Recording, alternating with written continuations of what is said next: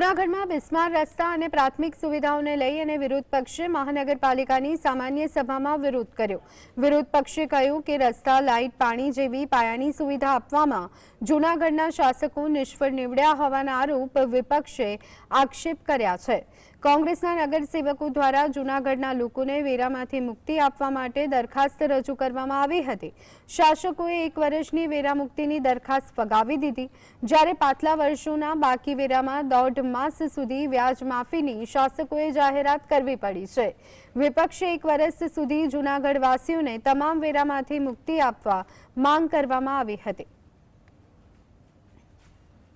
લોકોને આપણે જોઈએ કે પ્રાથમિક સુવિધાના કામો જૂનાગઢમાં થતા નથી। જે અત્યારે રોડ રસ્તાઓની હાલત છે, દિવાળી જેવા તહેવારો છે, પરિક્રમા ઉપર આવે છે, તો જૂનાગઢમાં આપણે જોઈએ કે ચારે બાજુ રસ્તાઓ ખોદેલા, ધૂળિયા રસ્તાઓ અને જે પ્રાથમિક સુવિધાના કામો છે, પાણીથી માંડી અત્યારે ગૃહિણીઓને જોઈએ કે તહેવાર ઉપર ખાસ જરૂર હોય છે, ત્યારે જ મહાનગરપાલિકા અત્યારે સુવિધાઓ, પ્રાથમિક સુવિધાઓ આપી નથી શકતી। જૂનાગઢ મહાનગરપાલિકામાં જે કોઈ મિલકત ઉપર વ્યાજની ચડત થઈ ગઈ છે, એની વ્યાજ માફીની મહત્વપૂર્ણ જાહેરાત આજે મેયર શ્રી ધર્મેશભાઈ પોસિયાના અધ્યક્ષસ્થાને મળેલી બેઠકમાં કરવામાં આવી છે। 15/10/2025 થી 30/11/2025 સુધી એટલે કે 45 દિવસ સુધી આ વ્યાજ માફી કરવામાં આવી છે, જેનો જૂનાગઢવાસીઓ લાભ